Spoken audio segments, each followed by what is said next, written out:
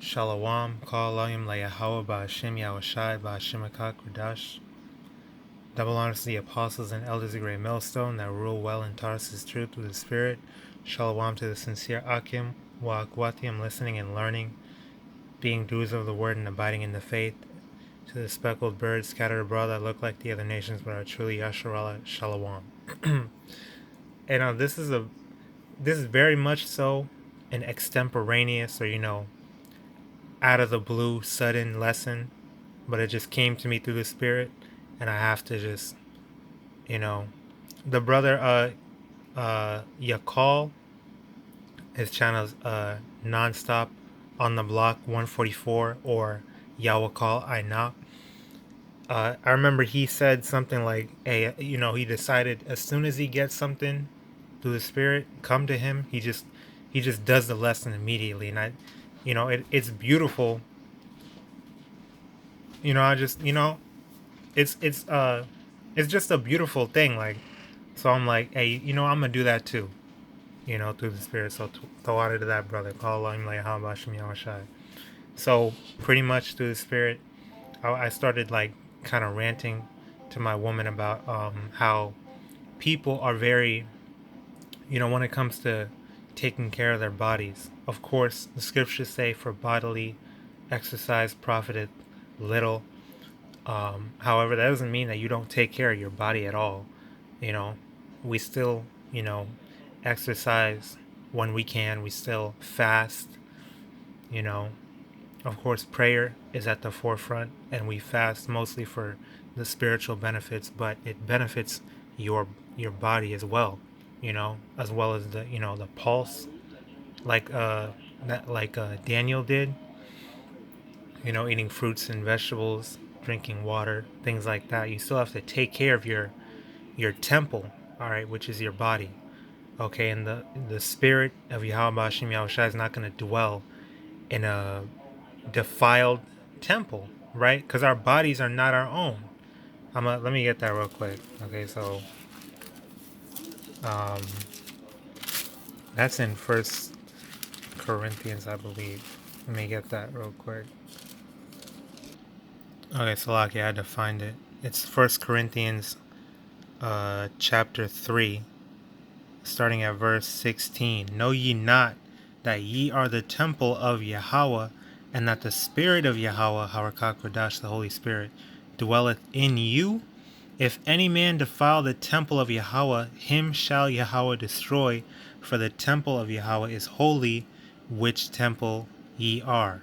Right? So clearly our bodies, and the scriptures also say, our bodies don't belong to us. We're bought with a price, which is Yahawashi's sacrifice, right? So it would what do they say? It behooves you to take care of the vessel that you were given, right?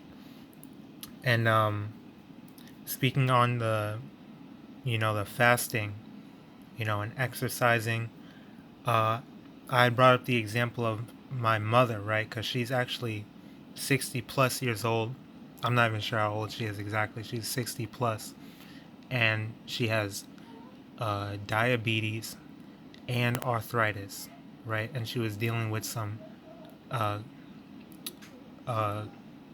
back issues a year or two ago, I believe, and now it's like it's completely gone, And that was the back issues were pretty much before we got into the truth, and then afterwards, then the back issues disappeared.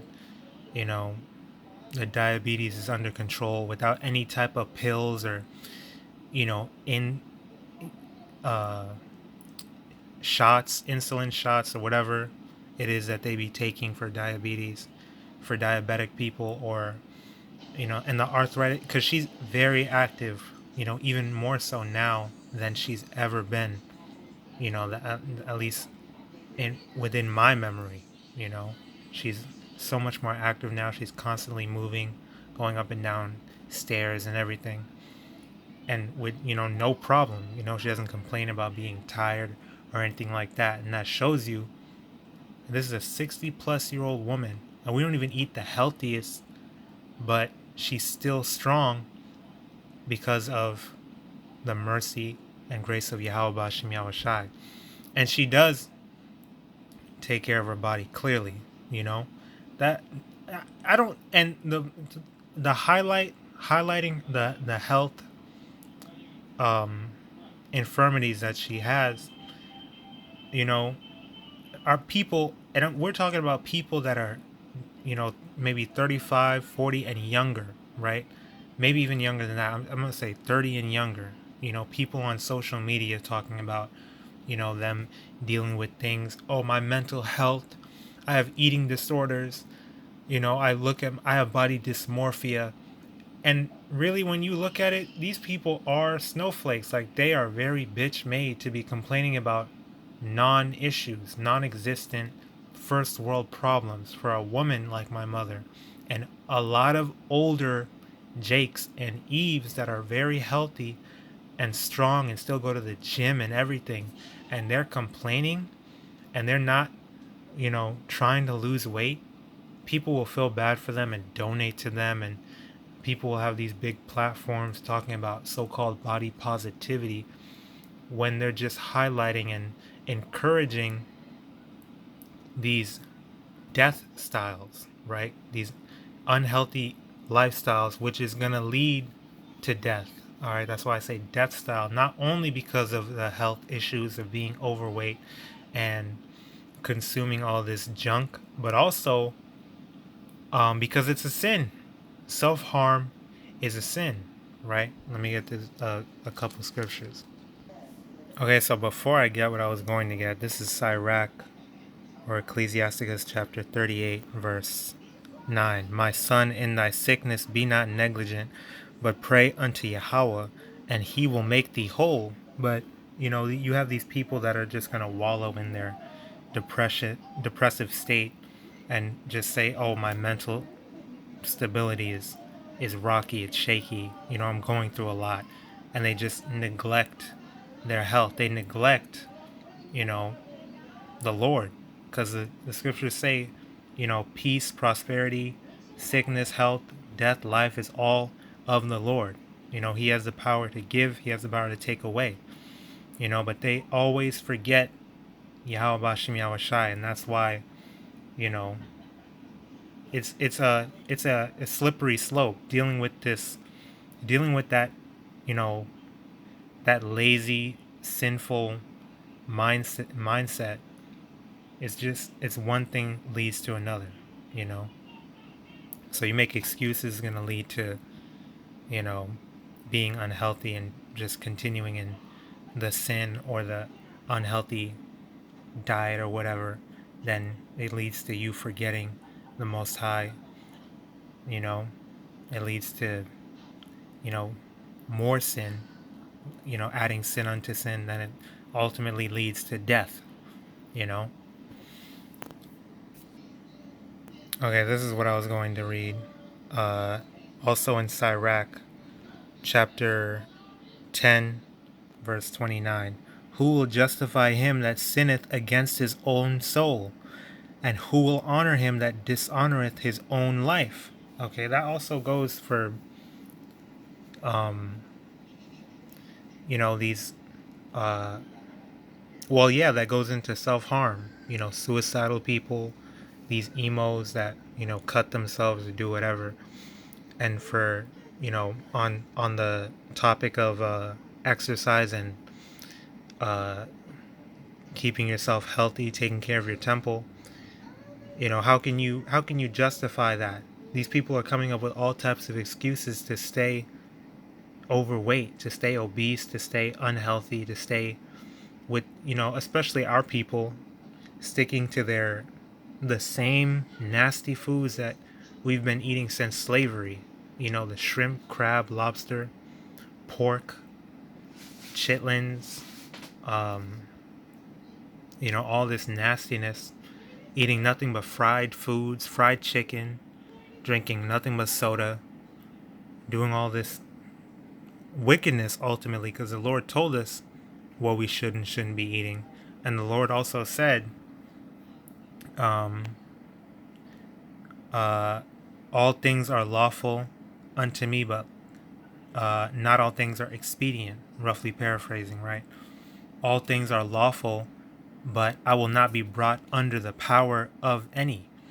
Okay, so there's no law against you drinking soda, and there's no law against you, eating cookies and chips, unless they have like some kind of, pork, like how these foods have gelatin and things like that. But it's still called, even the world calls it junk food. Okay, so junk food, because you're consuming junk. Ultimately, it's like a little snack. It's like a little treat.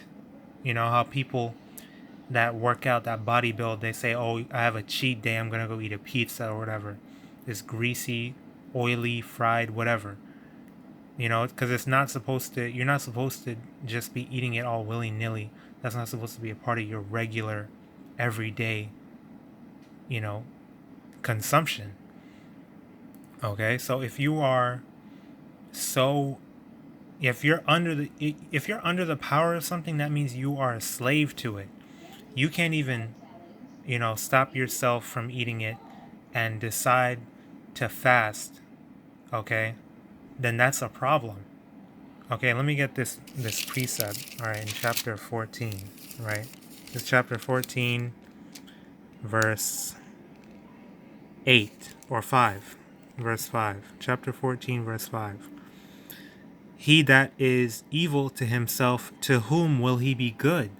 He shall not take pleasure in his good. So if you're evil to yourself in terms of like, deciding just to eat whatever you want, you don't care about staying healthy, like you don't even want to try. Okay, having that defeatist mindset. Okay, there's plenty of options. Of course, you know, I'm not saying to be over righteous, because damn near everything in Babylon is defiled, but you still have options. There are things that you can do, you know, like yeah, pretty much fasting. There's nothing stopping you from fasting. I've been, uh, even if you fast from, you know, uh, 6 a.m. to 6 p.m., just 12 hours. Okay, and then do 24 hours when you can. Like you always have options. And primarily, it's a spiritual benefit. However, it also is a healthy, a benefit for your health as well. Because people, even in the world, they say, oh, intermittent fasting is good for you. We're not supposed to just be eating. We're actually not supposed to eat 3 meals a day. Some people have said that, things like that. So just put in the effort. Literally all you have to do is put in effort. And that's where the the self-harm comes in. Because if you don't love yourself, and you're not taking care of your temple, how are you going to love your brothers and sisters, the people around you? How are you going to love the Lord? Okay, these people don't even want to get healthy. They don't even want to lose weight for themselves. They don't even care about themselves, their own lives. How are you going to love the Lord? Someone that, you can't see, that you've never met. So how do you have faith if you're not willing to put in those works? Not even for the tangible benefit of, feeling better, having more energy, things like that. And you most definitely won't exhort and rebuke your brothers and sisters that may be in similar situations. you know you're just gonna look like a hypocrite. you know you're just gonna drag more people down with you. Okay, so if you're evil to yourself, to who are you going to be good? And who can justify you doing all those things? You can't justify yourself doing that. If you can't even take one day to fast, just once a week at least, to fast, and stop eating those Oreos and stop drinking that soda. and just get some, vegetables and fruit in your body,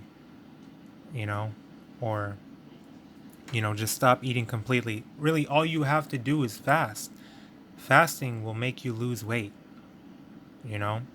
That's going to keep you at a, once you fast, and you're able to fast more and more and you get used to it, you will be, you'll be kept at a steady, normal weight. You're not going to get bigger, you're not going to get smaller, you know?